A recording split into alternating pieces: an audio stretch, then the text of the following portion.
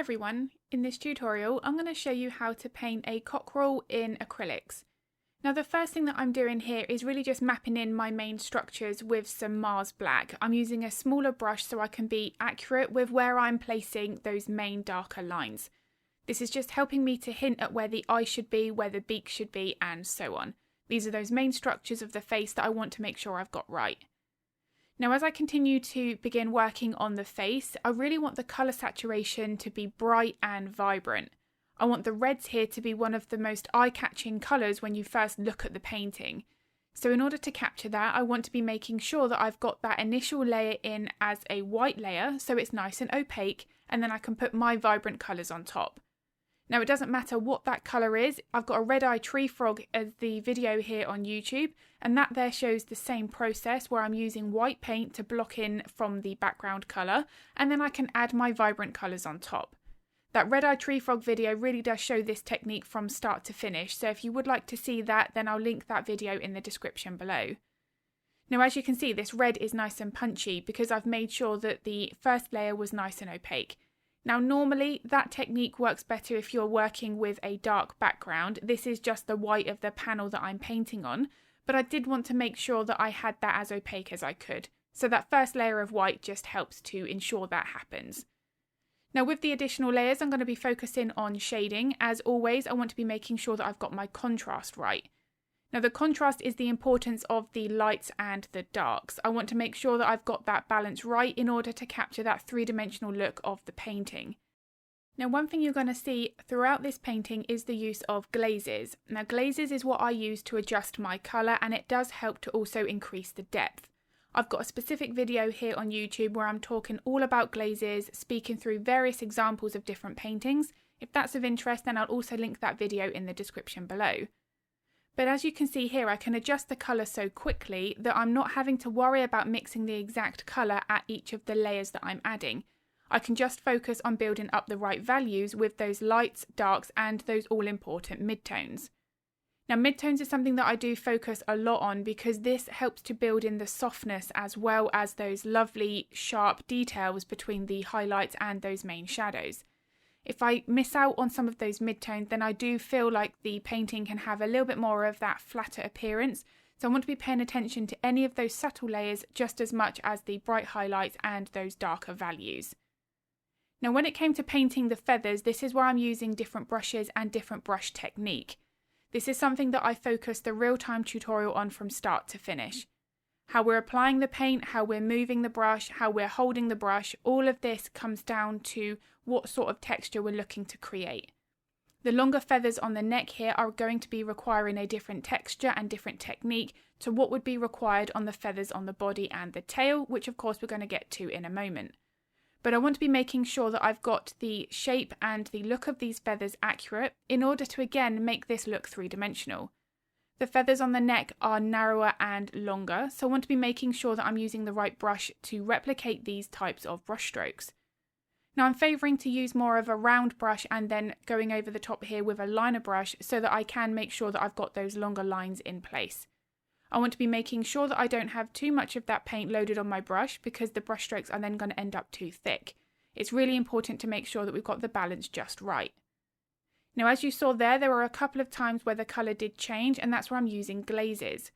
Now my biggest tip when working with glazes is you do need to make sure that the layers of paint underneath are completely dry, but again this is something that I do mention in that glazing video.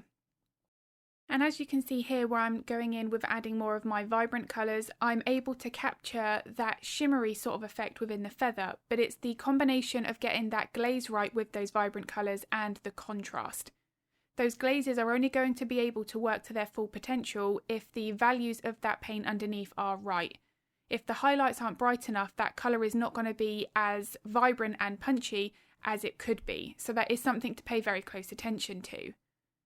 Now when painting the wing, I do want to be making sure that I'm adjusting my brush strokes. Now regardless if it's fur, feathers, wrinkles on elephant skin, whatever it may be, I want to be adjusting the way that I'm moving that brush, the way that I'm holding the brush, even loading the paint differently. All of these factors are going to affect the brush technique. Now another big consideration is how much pressure to apply to the brush. This is going to vary depending on the sort of brushstroke that we're trying to create, but all of these factors regarding brush technique I really do cover thoroughly in the real-time step-by-step versions of these lessons. I'm able to explain everything in the moment because the voiceovers are done during the painting process. So I'm able to explain every single brushstroke if needed if I do adjust the way that I'm moving that brush for a specific reason.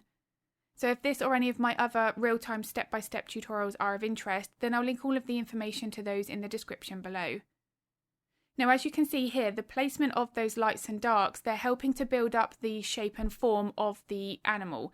It doesn't matter what animal it is, I want to be making sure that I'm curving my brush strokes accurately. Now, the placement of these highlights and shadows is really important, and again, this is something that I do speak about in every single one of my videos.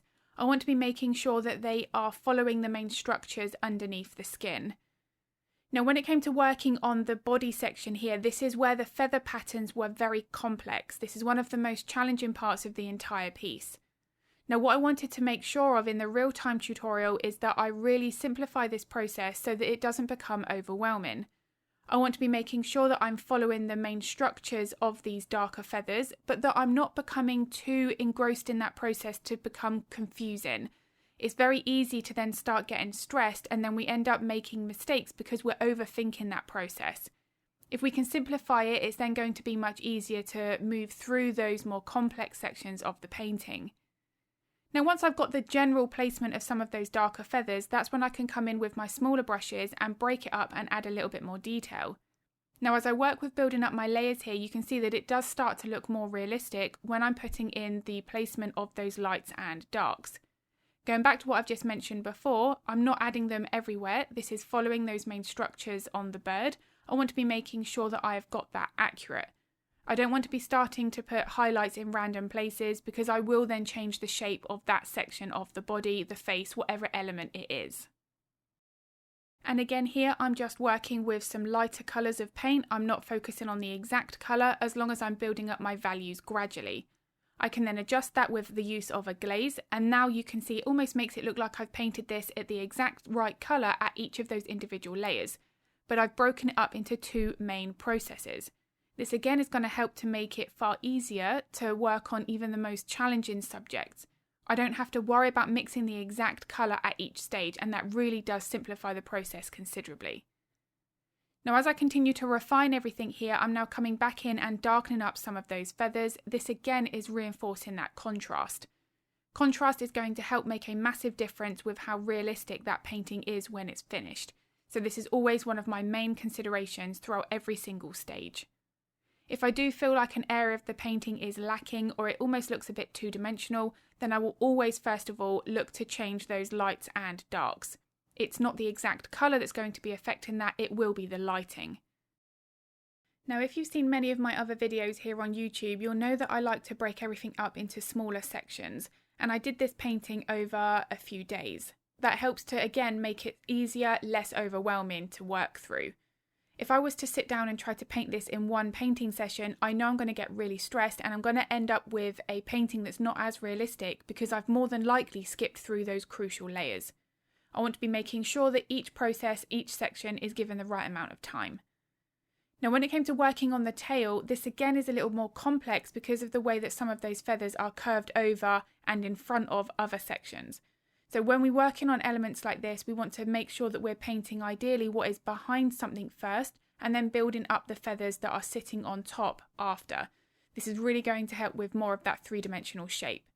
We want to give the impression that the feathers that are on top are casting a little bit of that shadow to the feathers underneath. This can be achieved with the use of glazes, but I do want to be making sure that I've captured as much of that overlapping texture as I can, because this will make the painting appear like that cockerel, the animal, whatever it is coming out towards you, more of that realistic appearance.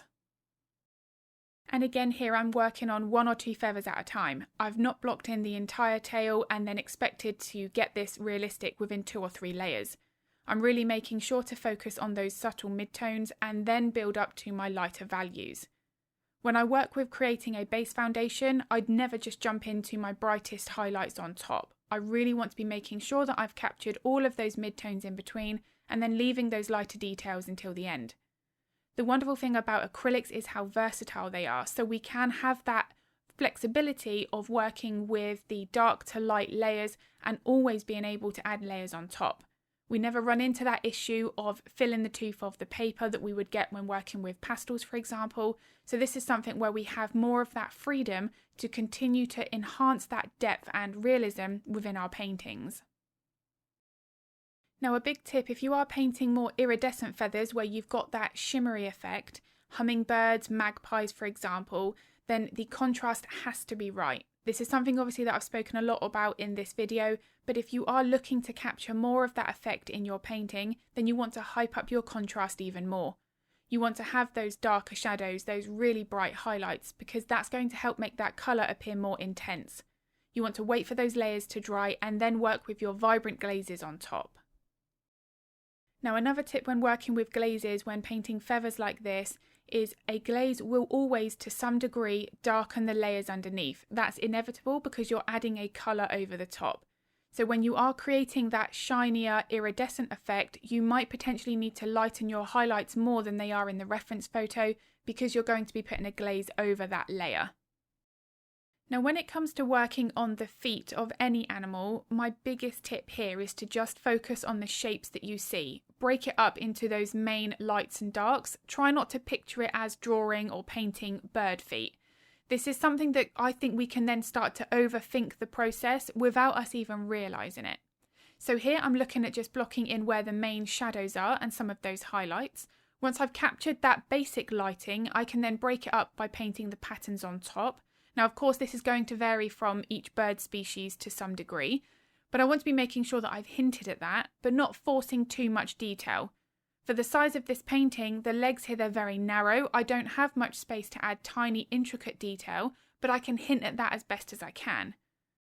Now, while I'm waiting for those layers to dry, I just decided to add a small amount of grass around the feet. I didn't want anything here that was going to be too distracting, so I just decided to create a little bit of a faded effect on that grass on the edges, and this prevented that bird from looking like it was floating on that surface. Having a slight shadow, whatever it may be, there's something there that's just helping it ground to that canvas. And then, as always, any final details here, just spending those last couple of minutes that really do make a big difference. So I do hope that this video has been useful. If it was, I'd be very grateful if you could give it a like and a thumbs up. It makes a huge difference to my channel. If you are interested in painting along to this lesson, then I'll link all of that information in the description below. But I do also upload a couple of videos to YouTube every week, so if you would like to get notified of that content, then don't forget to hit the subscribe and the bell button. If you've got any art related questions, feel free to pop them in the comments because I'm more than happy to help if I can. And I'm going to be uploading a video in the next few days, but as always, thank you so much for watching.